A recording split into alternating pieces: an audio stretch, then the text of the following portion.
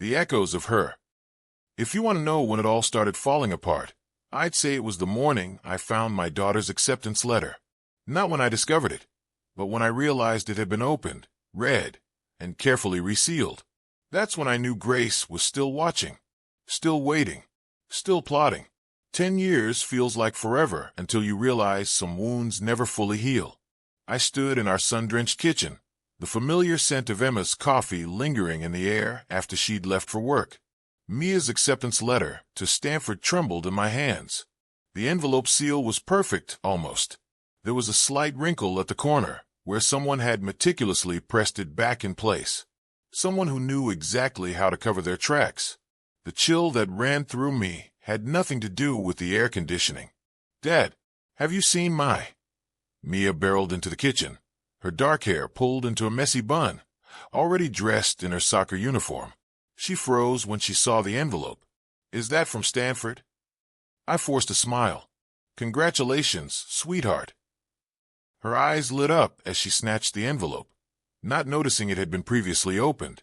"Oh my God, I can't believe it." As she danced around the kitchen, I tried to shake the feeling of dread. It didn't make sense. How could Grace have accessed our mail? We'd moved 3 times since the divorce. I'd changed my phone number twice. I'd even legally changed my last name from Mercer back to my mother's maiden name, Sullivan. I'd done everything to disappear from Grace's radar. Yet here was evidence that she'd not only found us, but had been close enough to touch something as important as my daughter's future. "Dad, are you okay?" Mia's voice pulled me back. "You look like you've seen a ghost." A ghost. That's exactly what Grace had become. A specter haunting the edges of my life, appearing when I least expected it, then vanishing before I could confront her. "I'm fine," I lied, the words bitter on my tongue. "Just proud of you." Mia's phone buzzed. "That's Jade. Practice starts in 20 minutes. She pressed a quick kiss to my cheek. "Thanks, Dad. We'll celebrate tonight." As the front door slammed behind her, I sank into a kitchen chair, pulling out my phone to call Emma. My thumb hovered over her name before I put the phone down. What would I even say? "Hey, honey, remember my psychotic ex-wife who stalked us in Chicago? Well, I think she's back, and she's been going through our mail." Emma and I had been married for 6 years. She knew about Grace, of course, the broad strokes anyway, the violent fights, the jealous rages, the restraining order. But Emma didn't know about the other things, the way Grace had systematically destroyed my friendships, my career, my sense of security. She didn't know about the dead pets, the slashed tires, the whispered threats in the middle of the night. She didn't know that I still woke up sometimes, drenched in sweat, convinced I could smell Grace's perfume in our bedroom. I moved to the living room and pulled up our home security app. The system had been installed when we bought the house in Palo Alto 2 years ago, a standard package with motion-activated cameras at every entrance. I scrolled through the footage from the past week. Nothing unusual. The only people approaching our front door were the mail carrier, a few delivery people, Emma, Mia, and me. I switched to the backyard camera. Same story. Then I checked the side entrance that led to our garage. The footage from yesterday afternoon showed the mail carrier sliding several envelopes through the mail slot at 2:14 p.m. I fast-forwarded to 3:45 p.m. when I arrived home from my consulting job. But there was something else. At 3:12 p.m., the camera caught a brief movement. I rewound and played it again at half speed. A gloved hand reached into frame, adjusting the camera angle slightly upward, away from the mail slot. The hand disappeared, then reappeared 3 minutes later to readjust the camera to its original position. 3 minutes unaccounted for. 3 minutes when someone, Grace, could have accessed our mail. My phone rang, startling me so badly I nearly dropped it. Emma's name flashed on the screen. "Hey," I answered, trying to sound normal. "Daniel, I just got the strangest call from Stanford's admissions office." Emma's voice sounded puzzled. They said someone claiming to be Mia's mother called to decline her acceptance. My blood turned to ice. "What? I know, it's crazy." I told them there must be some mistake. The woman said she'd make a note that the call wasn't authorized.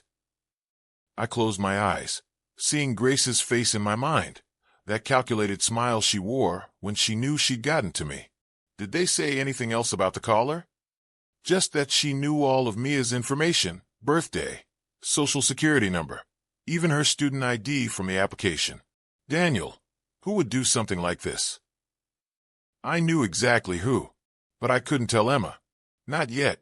Not until I was sure. Probably just a clerical error, I said, the lie coming easily after years of practice. Maybe they mixed up Mia with another student. Maybe. Emma didn't sound convinced. Anyway, I called the school and let them know Mia will be at soccer until 5, so I'll pick her up. We should celebrate tonight. Stanford, can you believe it? It's amazing. I agreed, my mind already racing ahead to what Grace might do next. I'll pick up some champagne on the way home. After we hung up, I sat in silence for a long moment, weighing my options. I could tell Emma everything, but that might put her at risk. Grace had a history of targeting the women in my life, especially those she perceived as replacements. I could contact my old lawyer, but the restraining order had expired years ago, and I had no definitive proof that Grace was behind this. Or I could do what I'd always done, handle Grace myself, quietly and directly. I pulled out my laptop and opened a folder I hadn't touched in years. It contained a document with all of Grace's known contact information, old addresses, phone numbers, email accounts, relatives' names. Most of it was probably outdated, but Grace was a creature of habit. She always circled back to the same places, the same people. Her sister Audrey had been the only family member who'd ever reached out to me after the divorce. Not out of sympathy, but to warn me that Grace had stopped taking her medication again. That was 8 years ago, right before we left Chicago. I found Audrey's number and dialed it, not expecting an answer. To my surprise, she picked up on the third ring. Hello. Her voice was wary, as if she already knew who was calling. Audrey, it's Daniel. Daniel Sullivan. I used to be. I know who you are. Her voice was cold. What do you want? I need to know where Grace is. A harsh laugh. Join the club. None of us have seen her in months. I felt a flicker of unease. What do you mean? I mean she emptied her bank accounts in January, told our mother she was pursuing her true purpose, whatever the hell that means, and disappeared. Mom's beside herself. January, around the time Mia had submitted her Stanford application. Has she done this before? Just disappeared. A pause. Only once, when she followed you to Chicago. My grip tightened on the phone. And you didn't think to warn me? Warn you? Audrey's voice rose. I didn't know where you were, Daniel. You changed your name, remember? Besides, Grace is different now. Different how? Calmer. More focused. She spent years in therapy after you left. Started painting again. She even had a small gallery showing last year. I remembered Grace's paintings, disturbing collages of found objects and dark, swirling colors. Her therapist had encouraged the art as an outlet for her emotions. The last one I'd seen before I left featured a man who looked suspiciously like me drowning in a sea of red. Did she ever mention me? Or my daughter? Another pause. She talked about making amends, said she had wronged someone and needed to balance the scales. Audrey's voice softened slightly. Look, I know my sister hurt you, but she's been working on herself. Maybe she just wants closure. Closure. The word made me want to laugh. Grace didn't want closure. She wanted control. Always had. If she contacts you, tell her to stay away from my family. I hung up before Audrey could respond. I sat back, processing this new information. Grace had vanished in January. She had talked about balancing the scales. And now, somehow, she had found us again, interfering with Mia's college acceptance. But why? What was the endgame? With Grace, there was always an endgame, a moment when all her seemingly random acts of sabotage would converge into a devastating finale. I just had to figure out what it was before she could pull it off. We celebrated Mia's acceptance that night. Emma made her famous paella, and I picked up champagne for the adults and sparkling cider for Mia. Mia's boyfriend Jason joined us, bringing a bouquet of flowers that made my daughter blush furiously. For a few hours, I managed to push Grace out of my mind. This was a milestone worth celebrating, and I wouldn't let her taint it with her shadow. To Mia. Emma raised her glass, her eyes shining with pride. The future Stanford graduate. We couldn't be prouder. To Mia. Jason and I echoed, and Mia ducked her head, never comfortable being the center of attention, a trait she certainly hadn't inherited from either of her biological parents. Grace had always craved the spotlight. It was one of the things that had first attracted me to her when we met at an industry cocktail party in New York. Mia, rising marketing executive, her graphic designer, working with one of our clients. She'd walked into the room in a red dress, and every head had turned, including mine. What I hadn't realized then was how much she needed that attention, how she would create drama just to ensure all eyes remained on her. By the time I understood the pattern, Mia was 3 years old, and I was trapped in a marriage that had become a daily exercise in emotional warfare. Dad, Mia's voice pulled me back to the present. Did you hear what I asked? I smiled apologetically. Sorry, sweetheart. Miles away. I asked if you think I should live in the dorms or try for an apartment. Dorms for sure, at least the first year. Emma jumped in. It's the best way to make friends. Jason nodded. My sister said the same thing when she went to UCLA. I was about to agree when my phone buzzed with a text from an unknown number. She looks just like you now, especially when she smiles. My hand jerked, spilling champagne across the tablecloth. Daniel. Emma grabbed her napkin, dabbing at the spreading stain. Sorry, I muttered, my eyes fixed on the phone. Another text appeared. I wonder if she has your temper too. I excused myself abruptly and walked to the bathroom, locking the door behind me. My hands were shaking as I typed back. Who is this? The reply came immediately. You know exactly who this is, Danny. I've missed you. Only Grace called me Danny. She knew I hated it. What do you want? 3 dots appeared, disappeared, then reappeared. To fix what's broken. You broke so many things, Danny. It's time to put them back together. I felt sick. Stay away from my family. Your family? That's interesting. I thought Mia was our daughter. Or did you conveniently forget that part when you stole her from me? I hadn't stolen Mia. The court had awarded me full custody after Grace's second psychiatric hospitalization when Mia was 5. Grace had been deemed unfit, her visitation limited to supervised sessions that she frequently missed or disrupted. The courts decided what was best for Mia. I texted back. Courts can be wrong. People can lie. You lied, Danny. Made me look crazy, so you could take my baby. I could almost hear her voice, that soft, dangerous tone she used right before the storm broke. I'm blocking this number, I typed. Go ahead. I'll find another way to reach you. I always do. I blocked the number and deleted the conversation, then splashed cold water on my face. When I looked in the mirror, I barely recognized myself. The haunted eyes, the tight jaw. I looked like I had during those final months with Grace. Taking a deep breath, I rejoined my family at the dinner table, plastering on a smile. Everything okay? Emma asked quietly as Mia and Jason debated the merits of various Stanford dorms. Just a work thing. I lied, squeezing her hand. Nothing important. Later that night, after Mia and Jason had gone to a friend's house and Emma had fallen asleep, I sat in our home office, staring at my laptop screen. I'd pulled up the security company's website, looking at options for upgrading our system. More cameras, better motion sensors, maybe even a panic button.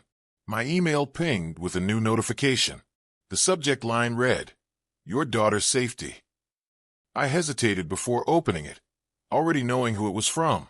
The body of the email contained only a link to a video file. Against my better judgment, I clicked it. The video showed Mia walking across her high school parking lot that afternoon, heading to soccer practice. The camera followed her from a distance as she greeted friends, tossed her bag into her car, checked her phone. Normal teenage moments, turned sinister by the knowledge that someone, Grace, had been watching, recording. At the end of the video, the camera zoomed in on Mia's face as she laughed at something on her phone. Freeze frame. Then words appeared across the screen. She has your smile, but my eyes. Does her new mom know about the seizures she had as a toddler? Or her allergy to penicillin? Does she know anything about the child she's pretending is hers? I slammed the laptop shut, while rising in my throat. Grace wasn't just watching us. She was stalking Mia. And she was working up to something bigger than tampering with mail or making prank calls to Stanford. I needed help, but going to the police with a blocked text and a creepy video wouldn't accomplish much. I needed concrete evidence that Grace was in Palo Alto, that she was an active threat. I opened my laptop again and typed Private Investigator Palo Alto into the search bar. The investigator's name was Ramirez, a former SJPD detective with kind eyes and a no-nonsense attitude. I met her at a coffee shop downtown, away from my usual haunts. "So you believe your ex-wife is stalking your daughter?" she summarized after I'd explained the situation. "But you haven't actually seen her." "Not in person, no." I pushed the printed screenshots of the texts and email across the table. "But this is definitely her. And she's escalating." Ramirez studied the materials. "What was the nature of your relationship's end?" I hesitated. How to distill 10 years of psychological warfare into a coffee shop conversation? Grace was unstable, diagnosed with borderline personality disorder and intermittent explosive disorder. She refused consistent treatment. Things got violent. I left with our daughter when the court granted me full custody. And there's been no contact since then? She stalked us in Chicago about a year after the divorce, then again in Denver. That's why we moved to California, to get as far away as possible. Ramirez nodded, making notes. And the current restraining order? Expired years ago. I ran a hand through my hair.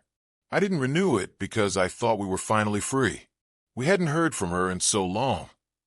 "What exactly do you want me to do, Mr. Sullivan?" "Find out if she's really in Palo Alto. Get proof she's stalking us, so I can get another restraining order. And," I hesitated, "make sure my wife and daughter stay safe while you do it." Ramirez studied me for a long moment. "There's something you're not telling me." I looked away. "I've told you everything relevant." "Mr. Sullivan."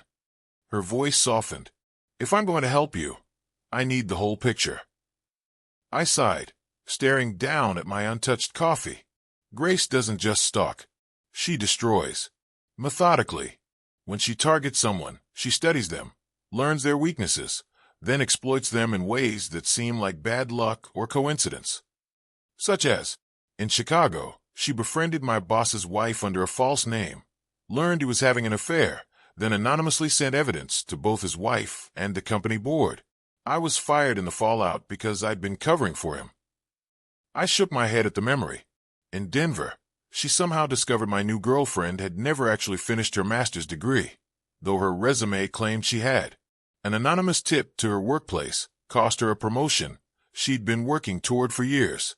She blamed me, thinking I'd looked into her background and reported her. Ramirez whistled softly. "Your ex has a talent for causing indirect damage." "Exactly. If Grace is here, she's not just going to slash my tires or break my windows. She'll find a way to ruin my marriage, my career, my relationship with Mia, all while maintaining plausible deniability." "Has she ever directly threatened physical harm?" I thought of the dead rabbit we'd found on our Chicago porch, the brake lines that had mysteriously failed on my Denver girlfriend's car. Not in so many words, but yes, I believe she's capable of it. Ramirez gathered the papers. "I'll take the case. My daily rate is $600 plus expenses. I'll need recent photos of your ex, a list of all known associates, and any other information that might help me locate her." I handed her a manila envelope. "It's all in there. And there's one more thing." I pulled out my phone, showing her the video of Mia in the parking lot. Whoever took this was on school grounds. That means either Grace was there, or she has someone watching Mia for her. Ramirez's expression hardened as she watched. "I'll start with the school. See if there have been any new employees or regular visitors in the past few months." She stood, extending her hand. "I'll be in touch within 48 hours. As she left, I felt a small measure of relief. At least I was doing something. But I also knew that if Grace was truly back, 48 hours might be too long to wait. That evening, I suggested to Emma that we drive Mia to and from school for the next few weeks, just until the college excitement dies down. Emma gave me a strange look. "She's been driving herself for over a year, Daniel." And she has soccer practice, student council, her volunteer work at the shelter. It's not practical.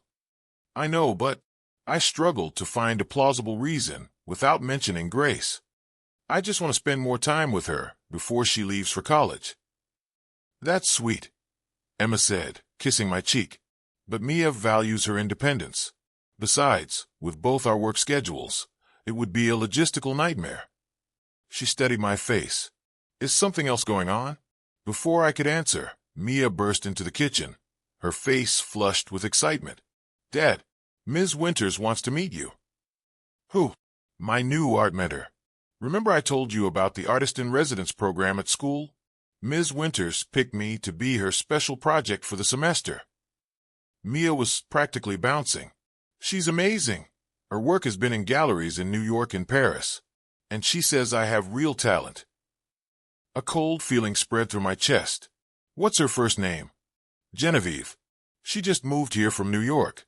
Dad, she wants to help me build a portfolio for the art program at Stanford. Mia grabbed my hands. She specifically requested to meet you, since you're the artistic influence in my life. Mia made air quotes around the phrase.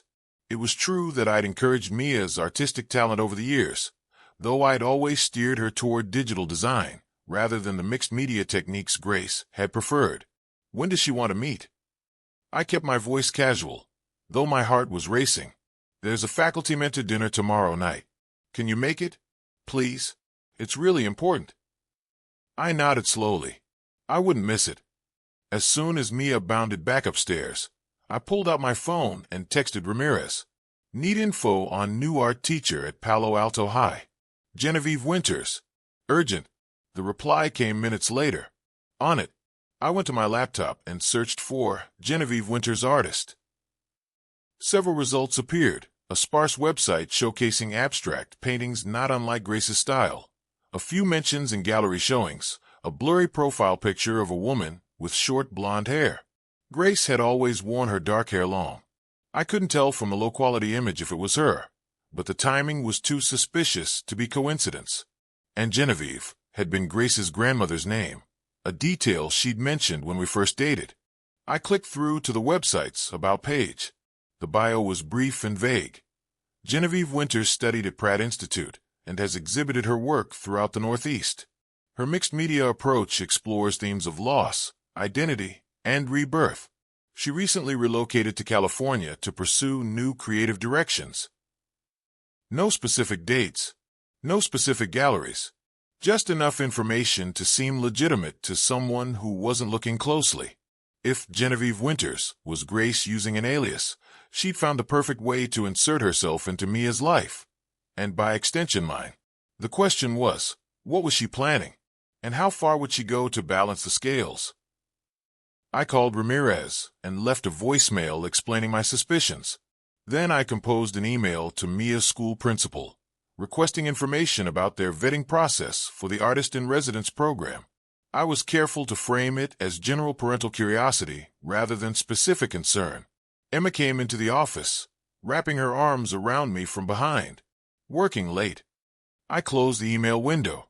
Just finishing up a few things. You seem tense lately. Her fingers kneaded my shoulders. Is everything okay at work? Work had been my cover story for so many things over the years. My distraction, my anxiety, the late nights spent securing our digital footprint against Grace's potential intrusions. Just a challenging client. I lied, hating myself for it. Nothing I can't handle. She kissed the top of my head. Don't stay up too late. After she left, I pulled up the security app again, checking every camera feed. Nothing unusual, but I couldn't shake the feeling that Grace was watching us right now, perhaps even from inside our social circle, gathering information, making plans. I thought about telling Emma everything, about the texts, the video, my suspicions about Genevieve Winters. But what if I was wrong? What if this really was just paranoia, a trauma response to the stress of Mia leaving for college? More importantly, what if I was right? The last time I told a partner about Grace's stalking, the relationship had imploded. My Denver girlfriend had accused me of making it all up to cover my own snooping into her background. She'd left me before I could convince her otherwise. No, I decided. I would wait until I had proof. Then I would go to Emma with a complete picture, not just scattered evidence and old fears. I finally went to bed around 2 a.m., but sleep eluded me. I kept imagining Grace as Genevieve, working closely with Mia, learning her routines, her hopes, her vulnerabilities. The thought made me physically ill. The faculty mentor dinner was held in the high school's renovated library. Tables had been set up among the bookshelves, creating an intimate atmosphere despite the large space. Teachers mingled with parents and students, wine glasses in hand, while caterers circulated with trays of appetizers. Emma had a last-minute work emergency and couldn't join us, which was probably for the best. I needed to focus entirely on identifying Genevieve Winters without distraction. Mia spotted me at the entrance and waved enthusiastically, gesturing me over to where she stood with a small group. As I approached, my step faltered. The woman beside my daughter was slender, with short platinum blonde hair styled in a pixie cut. She wore oversized black-framed glasses and a paint-splattered smock over a simple black dress. But despite the dramatic changes to her appearance, I would have recognized her anywhere. Grace. She turned as I approached, her eyes, the same striking green as Mia's, widening slightly before her face settled into a pleasant smile. "You must be Daniel," she said, extending her hand as if we were strangers. "I'm Genevieve Winters. Mia has told me so much about you." I took her hand automatically, feeling like I'd stepped into some surreal alternate universe. Her touch was cool and dry, her grip firm. "Likewise," I managed. "Dad, isn't it cool that Ms. Winters is from New York, too? She even went to Pratt, just like you always wanted to." Mia was oblivious to the tension crackling between us. "Very cool," I agreed, not taking my eyes off Grace. She looked, well, healthy, calmer than I remembered. The manic energy that had always seemed to vibrate just beneath her skin was contained now, channeled into the deliberate persona she created. "Mia, would you mind grabbing me a glass of water?" Grace, Genevieve asked, still maintaining eye contact with me. "Your father and I have so much to discuss about your artistic future." The moment Mia was out of earshot, I stepped closer. "What the hell are you doing?" Her smile didn't waver. "Teaching, mentoring, giving back to the community." "Cut the crap, Grace. Whatever game you're playing." "It's Genevieve now," she interrupted smoothly. "Legally changed. Clean slate and all that." She took a sip of wine. "And I'm not playing a game, Daniel. I'm reclaiming what's mine. Mia is not yours. The court." "Oh, I'm not just talking about Mia." Her eyes hardened. "I'm talking about everything you took from me. My daughter, my stability, my reputation, my life." I glanced around, ensuring no one was within earshot. "You need help, Grace. Professional help." She laughed, the sound genuine enough to turn heads nearby. She waved, as if I'd just said something amusing. "I've had help, Daniel. Years of it. I'm quite well now, stable, medicated, fully functional. My therapist says I've made remarkable progress." She leaned closer. "Of course, there was one piece of unfinished business I needed to address for complete healing. And that's why you're stalking my daughter, sending me threatening texts? How is that remarkable progress?" She frowned, looking genuinely puzzled. "Texts? I haven't sent you any texts." Either she was a better actress than I remembered, or she was telling the truth. But if Grace hadn't sent those texts, who had? The video of Mia in the parking lot. I pressed. The tampering with her Stanford acceptance. That was all you. She sipped her wine again, considering me over the rim of her glass. I may have called Stanford, yes, but only because I wanted to verify her acceptance myself. Mother's prerogative. She shrugged. "As for video, I have no idea what you're talking about, though it doesn't surprise me that you jump to wild conclusions. You always did have a talent for making me sound crazy." Mia returned with the water, beaming at us both. "So, did you tell him about the special project?" Grace smiled warmly at our daughter. "I was just getting to that. Your father seems very interested in my teaching methods." I forced myself to match her calm demeanor. "What special project?" "Ms. Winters thinks I should submit a piece to the Young American Artists competition." Mia's eyes shone with excitement. The winner gets a summer residency at the San Francisco Museum of Modern Art. That's fantastic, I managed, though alarm bells were ringing in my head. What kind of piece? A multimedia exploration of identity and lost connections, Grace answered smoothly. Mia has such insight into fragmentary relationships. I wonder where she gets that from. Her smile was razor-sharp. When is this due? I asked Mia. 2 weeks from Friday. Ms. Winters is going to help me after school and on weekends. Mia looked from me to Grace and back again. Isn't it amazing that we connected? It's like it was meant to be. Meant to be. I could almost hear Grace's satisfaction at those words. She'd always been obsessed with fate and cosmic justice, the universe's way of balancing accounts. Absolutely, I agreed, meeting Grace's gaze steadily. Though I'd love to be involved too. Maybe I could sit in on some of these sessions?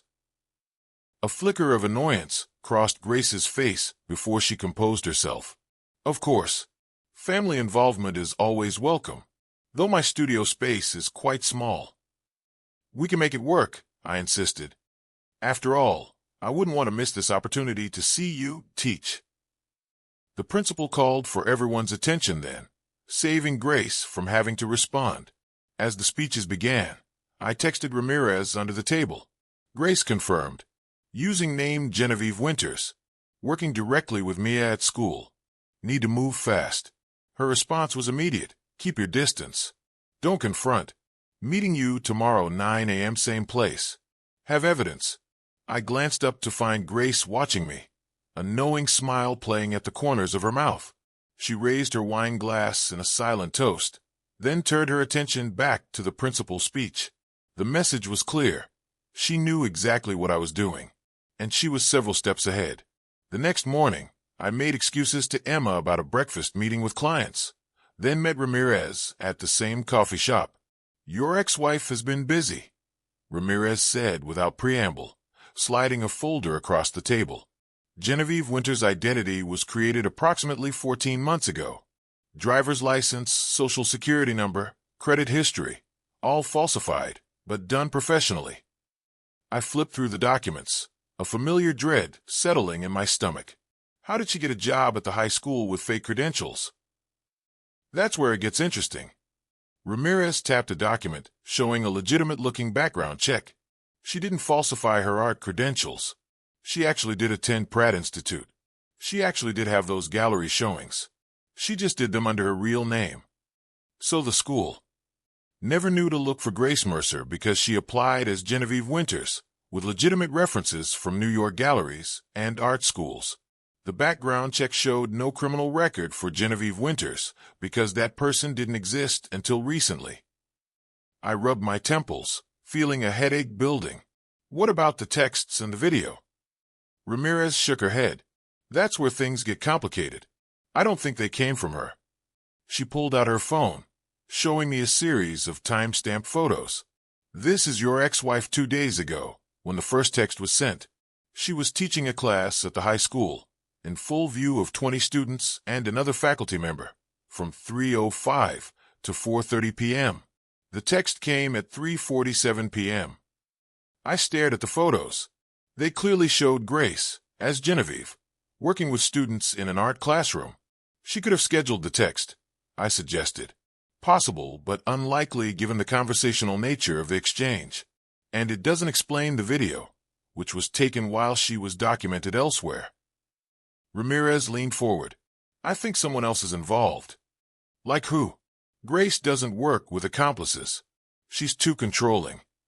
Not necessarily an accomplice. Maybe a copycat. Or someone with their own agenda who's using your history with her as cover. I thought about that possibility. Who else would have reason to torment me this way? Who even knew enough about my history with Grace to mimic her methods? I need you to think, Mr. Sullivan, Ramirez pressed. Has anyone shown unusual interest in your past? Anyone new entered your life in the past year who might have access to personal information about you or your daughter? I shook my head. We keep to ourselves, mostly. My work colleagues don't know much about my life before California. Emma's friends. I trailed off, a new thought occurring to me. Emma's brother visited last Christmas. He's always been too curious about my first marriage. But he lives in Boston. I can't see him stalking Mia. What about your daughter's boyfriend? Friends? Teachers? Jason's been around for almost 2 years. Solid kid, good family. I thought about Mia's friend circle. Most of her friends have been with her since freshman year. The only new addition is Jade, who moved here in September. Jade, Ramirez repeated, making a note. Last name. Mitchell, I think. Tall girl, athletic. Lives with her dad. Mia said they bonded over being from split homes. Something clicked in my mind. Wait, Jade mentioned once that her mom left when she was young. Never kept in touch. Ramirez was already typing on her phone. Jade Mitchell, father's name? Robert Mitchell, Ramirez repeated, typing rapidly. After a moment, she looked up, her expression grave. Robert Mitchell moved to Palo Alto 14 months ago from Chicago. He's a pharmaceutical sales rep, divorced, 1 daughter. Chicago, I whispered. The city where Grace had first found us after the divorce. Ramirez nodded. I need to dig deeper, but there's a possibility. That Grace and Robert are connected somehow. I finished. Maybe she found him there, learned about his plans to move to Palo Alto. Or recruited him, Ramirez suggested. Your ex-wife seems resourceful. I stood abruptly. I need to talk to Mia about Jade. Carefully, Ramirez warned. If Mitchell is involved, we don't want to alert him. I drove home in a daze, my mind spinning with this new information. Could Grace have somehow engineered a friendship between our daughters? Used Robert Mitchell as a way to gain access to our lives? Emma was still at work, and Mia would be in her art session with Ms. Winters. The thought of Grace alone with my daughter made my skin crawl, but confronting her at school would only create a scene. Exactly what Grace would want. I called Mia instead, relieved when she answered right away. Dad, what's up? Hey, sweetheart. I kept my voice casual. I was thinking of ordering pizza tonight. Is Jade joining us? No, she's busy. But Ms. Winters might come over to help with my project. Is that okay? My blood ran cold. Grace, in our home.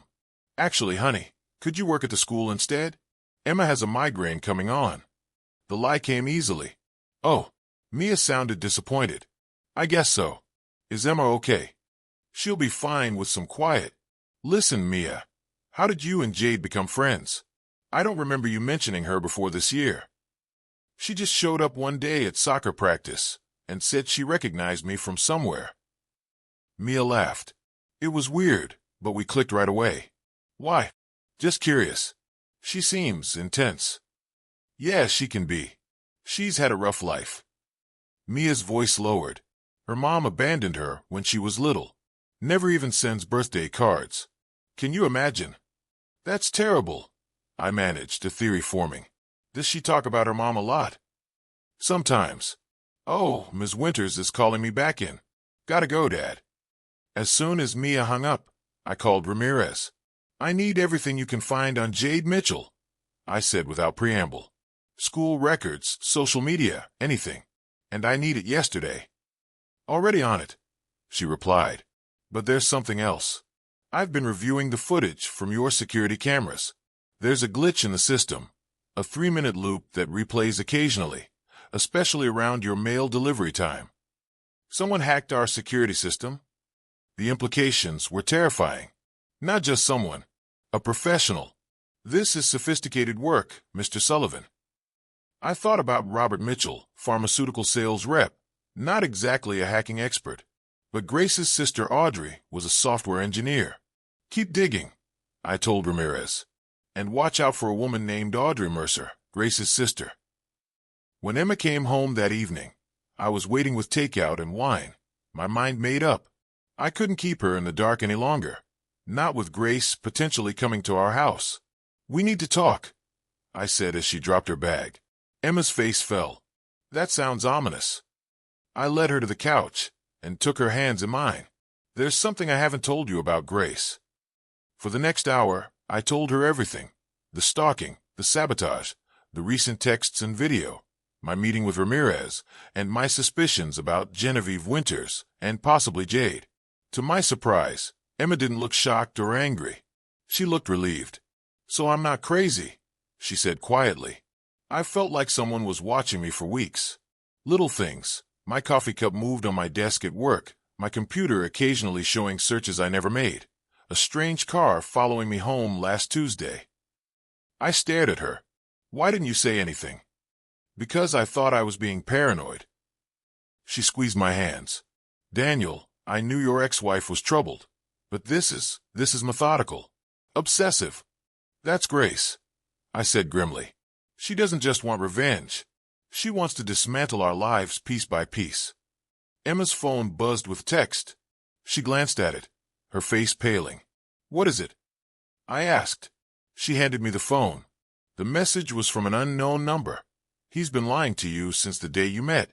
Ask him about Denver." Denver. Emma looked at me questioningly. I closed my eyes briefly. "That's where I lived before Chicago, with my girlfriend Melissa. Grace destroyed that relationship too." "By exposing the lie about Melissa's degree?" "Yes, but there was more to it." I hesitated. Grace convinced Melissa I was unstable, paranoid. She planted evidence that I was the one stalking both of them. Emma's eyes widened. "And Melissa believed her?" "By the end, yes. It's what Grace does. Isolates her targets, then twists everything until you can't tell what's real anymore." My phone rang. "Ramirez." "I've got something," she said tersely. "Jade Mitchell doesn't exist. At least, not the way you know her. The real Jade Mitchell died in a car accident in Chicago 8 years ago. She was the same age as your daughter." The pieces clicked together with sickening clarity. "And her father? Robert Mitchell exists, but he's not in Palo Alto. He's still in Chicago, remarried with 2 stepdaughters." "Then whose?" "The man posing as Rob Mitchell is actually Thomas Green, a former actor with a record for fraud and identity theft. And here's the kicker. He worked with your ex-wife on an off-Broadway production 15 years ago, before you were married." I thanked Ramirez and hung up, turning to Emma with newfound urgency. "We need to find Mia. Now." "She texted earlier that she's at school with Ms. Winters," Emma said, already reaching for her car keys. "Call her," I insisted, heading for the door. "Tell her to meet us out front. Don't mention Grace." But Mia didn't answer. Her phone went straight to voicemail, again and again. We drove to the school in tense silence, the evening shadows lengthening across the campus as we pulled into the visitor lot. The main building was dark, but light spilled from the windows of the art wing. "Stay here," I told Emma, but she shook her head. "We do this together." The art room door was unlocked. Inside, canvases and art supplies were scattered about, but there was no sign of Mia or Grace. "Maybe they finished early?" Emma suggested, though her voice betrayed her worry. A sound from the storage closet at the back of the room, a muffled thump, drew our attention. I approached cautiously, Emma close behind. The door wasn't fully closed.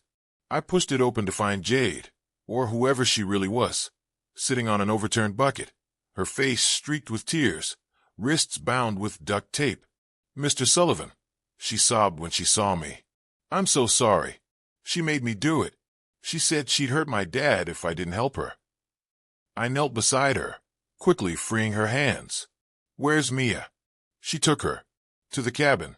She said it's where it all started, and that's where it needs to end." My blood turned to ice. Grace had taken Mia to the cabin in the Santa Cruz Mountains, where we'd spent our honeymoon, where Mia had been conceived. "Call the police," I told Emma, already heading for the door. "Tell them everything. And call Ramirez too." "You can't go alone," Emma protested. "I have to. Grace wants me, not Mia. She's using our daughter as bait." I kissed Emma quickly. "I'll bring her home. I promise." The drive to the mountains was a blur of winding roads and desperate prayers.